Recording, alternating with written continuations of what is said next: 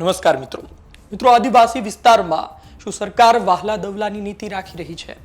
એક વિસ્તારમાં ખેડાણ કરવાની પરવાનગી, પરંતુ બીજા વિસ્તારમાં ખેડાણ કરવા માટે પરવાનગી નહીં. ખેડાણ કરવા જાય તો જંગલ ખાતાના કર્મચારી આવી પહોંચે છે અને ત્યારબાદ રકઝક થાય છે. આ પ્રકારનું કેમ? સાગબારા બબાલનું સમાધાન આજના દિવસ સુધીમાં કેમ નથી આવી શક્યું? મોટા નેતાઓ વચમાં આવ્યા. મંત્રી અર્જુનભાઈ મોઢવાડિયાનું નામ આવ્યું, પ્રવીણભાઈ માળીનું નામ આવ્યું, નરેશભાઈ પટેલનું નામ આવ્યું, ગણપતભાઈ વસાવાનું નામ આવ્યું. અરે સાંસદ મનસુખભાઈ વસાવા પોતે કહી દે છે કે 2002 થી તેઓ ખેતી કરે છે. આમ છતાં પણ તેનું પરિણામ નહીં. એક ઉદાહરણ આપવામાં આવે છે ઉમરપાડાનું, તો તેને ગંભીરતાથી કેમ નથી લેવામાં આવતું? તેમની વાત ખોટી છે તો શા માટે તેને લઈને કોઈ મોટા પુરાવા મૂકવામાં નથી આવતા? વિસ્તારથી વાત કરું તો સાગબારામાં બવાલ ચાલી રહી છે. ખેડૂતો પરેશાન છે, સરકારથી નારાજ છે, કારણ કે તેમને કરવી છે ખેતી અને જંગલ ખાતાના અધિકારીઓ તેમને રોકી રહ્યા છે. વનાધિકાર અધિનિયમ 2006 કહે છે કે 2005 તે ડિસેમ્બર પહેલા તમે ખેડાણ કરતા હો તો તમને ખેડાણ કરવાની પરવાનગી મળે છે.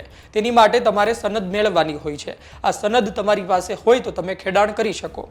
તમારો દાવો પેન્ડિંગ હોય, તમારી દાવા અરજી પેન્ડિંગ હોય તો પણ તમે ખેડાણ કરી શકો જ્યાં સુધી પરિણામ ન આવે. આમ છતાં પણ દાવા અરજી પેન્ડિંગ હોય તો પણ સવાલો કરવામાં આવે છે અને ખેડાણ અટકાવવામાં આવી રહ્યું છે. જવાબ આપવામાં આવે છે કે તમે સાગબારામાં બોલો છો તો પછી તમે ઉમરપાડામાં ક્યાં જાઓ છો? ઉમરપાડામાં પણ આ પ્રકારે ખેડાણ થઈ રહ્યું છે. તમે ત્યાં ચૂપ કેમ છો? અને ત્યાં પરવાનગી આપો છો તો આ વિસ્તારમાં પરવાનગી કઈ નહીં, અમારી પ્રોસેસ ચાલુ છે. કાયદો તો તેવું કહે છે કે ખરા અર્થમાં દાવા અરજી પેન્ડિંગ ના હોય, સનદ ના હોય તો ખેડાણ કરવા દેવાનું હોય જ નહીં. પરંતુ તમે જો એક વિસ્તારમાં ખેડાણ કરવા દેશો તો પછી બીજા વિસ્તારના ખેડૂતો તમને સવાલ પૂછશે અને સવાલ પૂછી રહ્યા છે. આમ છતાં પણ કોઈ પરિણામ લાવવામાં નથી આવતું. સાંસદ મનસુખભાઈ વસાવા થોડા દિવસ પહેલા બોલ્યા હતા કે આંદોલન કરવું પડે તો કરીશું. હું લોકસભા સત્ર પૂરું થાય પછી આવીને હું પોતે ખેડાણ કરવા આવીશ, ભલે ધરપકડ થાય. અને ત્યારબાદ લીલાબેન વસાવા, જેણે ભારતીય જનતા પાર્ટીમાંથી રાજીનામું દીધું છે આ મુદ્દાને લઈ, તેઓ ખેડૂતો સાથે પહોંચી જાય છે અને જંગલ ખાતાના અધિકારીઓ સાથે રકઝક થઈ છે. સાંભળો તમે શું કહેવામાં આવ્યું. સરકારે અમને બોલાવ્યા, બે વખત અમારી સાથે મીટિંગ કરી છે. અમને કહેવામાં આવ્યું છે કે સીરભાઈ કે ત્યાંના ખેડૂતો સાથે મીટિંગ કરો અને ખેતી કરો. પણ હવે એવું જ કહેવા માંગે તમે રિઝલ્ટ કાયદેસર કરો તો ખેડૂતને મોકલો ને. અમે કાયદેસર કરો ને અમે કરનાટીએ છે બેન. શું સાંભળીને આવ્યા?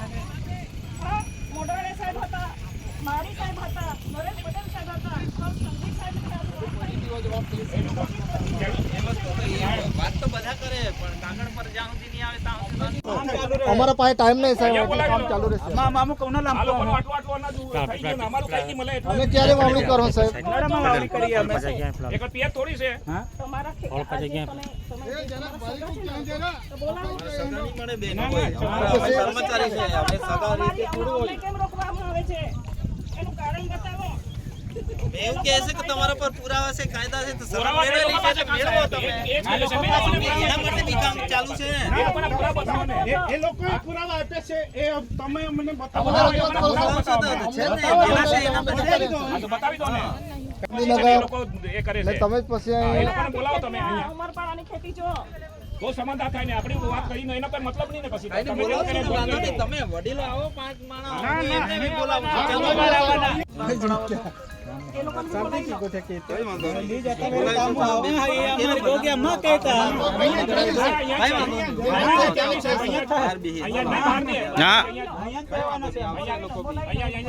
અમને ભરી જાવ સાહેબ, ભરી જાવ પણ એ જ વાત થાય. એની વાત થશે. તો કામ બંધ કરાવી દો. વાત કરવાના કામ તો બંધ નહીં થાય. કેટલા વખત આવ્યા કામ? 2 મહિના થાય બેન વીક ગયા કામ હતું કઈ જ ના તામ. સાહેબ તમારી વાત અમે સાંભળી. કેટલા દિવસ બંધ કર્યો અમે? સાંભળો, 2 મહિના તો થઈ ગયેલા છે.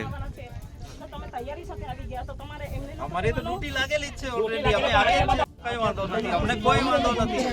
પણ આ રીતે સીધા આવો એ તો ખોટું છે ને. નહીં, બિલકુલ ખોટું. તમે ખોટું वहाँ भी हमने देखा हुआ है, ત્યાં પુરાવા દેખાવાના. पूरा देखा हुआ हमने भी. એ લોકોના પુરાવા નહીં બતાવશો સાહેબ તો हमको भी ना देखा करा था.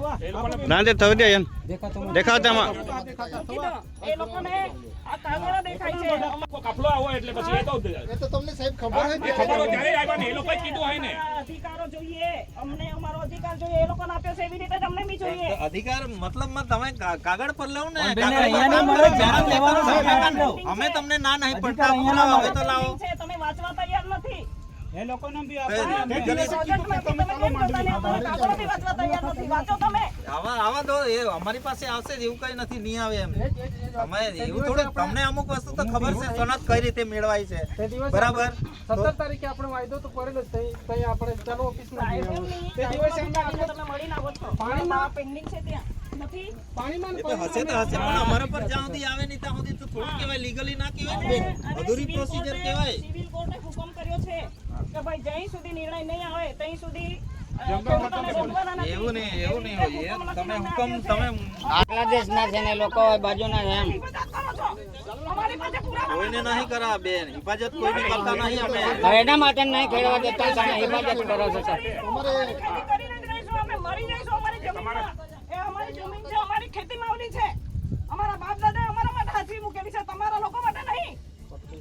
દોડી આવો છો. ના એ લોકો પાસે સનદ છે કે બતાવી દઉં ને એટલે નીકળી જાય અમે એ લોકોની સનદ બતાવી દો અમારે બી પ્રોસેસ ચાલુ છે ને ભાઈ હે એ લોકોને બતાવી દો ને સનદ હોય તો પૂરી દો. અમને ત્યાં ખાવા આપજો. બેન તમે ઉપર વાત કરવા કહો છો ને પાછી ઉપરથી આ રીતે ના એવું વસ્તુ નહીં કરતા એ લોકોની સનદ બતાવી દો ને અમારી બી પ્રોસેસ ચાલુ છે ને સાહેબ હિફાજત કરે કોઈની હિફાજત નહીં કરતા બેન અમે હમણાં અમે આજે અંધારીની માફક છે ને પાટા બાંધીને આવ્યા છો ને આંખો હોવા છતાં બી તમે જોઈ નહીં શકતા. કેમ વાતો કરો છો એવી રીતે? આ જો આ ન્યાય છે. તો શું થયું આ અમે ઢોઢા અમે એમ જ થોડા આવ્યા છે અમે પાકિસ્તાનના છે. અમે ક્યાં કહીએ છીએ તમે પાકિસ્તાનના નથી તો એટલા માટે જ તમે નહીં ખેડવા દેતા ને પાકિસ્તાનના છે એમ કરીને મૂળ મુદ્દો ઉમરપાડાને લઈને છે. સરખામણી ઉમરપાડાના ખેડૂતો સાથે કરવામાં આવે છે તો આ બાબતે સ્પષ્ટીકરણ આવવું જોઈએ. એ વિસ્તારમાં લોલમલોલ પરિસ્થિતિ ચાલતી હોય તો પછી અન્ય વિસ્તારથી પણ ખેડૂતો સામે આવશે. એક વાત 100%ની છે કે એક વ્યક્તિ ખોટો હોય તેને સરકાર પરવાનગી આપતી હોય તો બીજા વ્યક્તિને પણ પરવાનગી આપવી જરૂર નથી. સૌથી પહેલા તો કોઈ ખોટા વ્યક્તિને પરવાનગી મળતી હોય તે બંધ કરાવવું જોઈએ જેના પરિણામે અન્ય ખેડૂતો બહાર ન આવે. પરંતુ એક વાત 100%ની એ પણ છે કે દાવા અરજી પેન્ડિંગ હોય તો તમારે તેમને ખેડાણ કરવા દેવું જોઈએ. સનદ તેમની પાસે છે તો તમારે તેમને ખેડાણ કરવા દેવું જોઈએ કારણ કે આદિવાસી વિસ્તારમાં રહેતા ખેડૂતો પાસે આજીવિકાના ઓછા સાધનો છે. કેટલાય ખેડૂતો કેટલાય આદિવાસી સમાજના લોકો શહેરો તરફ આવી ચૂક્યા છે પરંતુ એ વિસ્તારમાં રહેવું પોતાના પરિવાર સાથે રહેવું એ અતિ મહત્વનું હોય છે. આ વચ્ચે ખેડાણ એમની પાસે એક મોટો રસ્તો હોય છે, ખેતી એક મોટો રસ્તો હોય છે. આ સમય છે અને આ સમયે દર વખતે આવા સમાચાર આ પ્રકારની બબાલો સામે આવતી હોય છે. આનું વહેલી તકે સરકારે સમાધાન લાવવું જોઈએ. મોટા નેતાઓએ વચમાં આવવું જોઈએ અને વચ્ચે જે બાબતો આવે છે તેનું સમાધાન કરવું જોઈએ. ઉદાહરણ આપવામાં આવે છે ઉમરપાડાનું તો એ બાબતે સ્પષ્ટીકરણ આપવું જોઈએ. સાંસદ મનસુખભાઈ વસાવા કાલ સવારે ખેડાણ કરવા પહોંચી જશે અને પછી જ્યાં જંગલ કર્મચારીઓ પહોંચે, જંગલ ખાતાના લોકો પહોંચે, પછી જોવા જેવી થશે. એ કરતાં પહેલાં સમાધાન આવે એ જરૂરી છે. કાયદો કાયદાની દ્રષ્ટિએ કામ કરે અને ખરા અર્થમાં દાવા અરજી પેન્ડિંગ છે, સનદ છે તો પછી ખેડાણ કરવા દો. શું મુશ્કેલી છે? અને નથી તો પછી ના કરવા દો.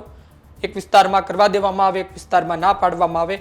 આ પ્રકારનું બેવડું વલણ નુકસાનકારક સાબિત થઈ રહ્યું છે. આપનું શું માનવું છે દર્શક મિત્રો? કોમેન્ટ બોક્સમાં જરૂરથી જણાવજો. ધન્યવાદ.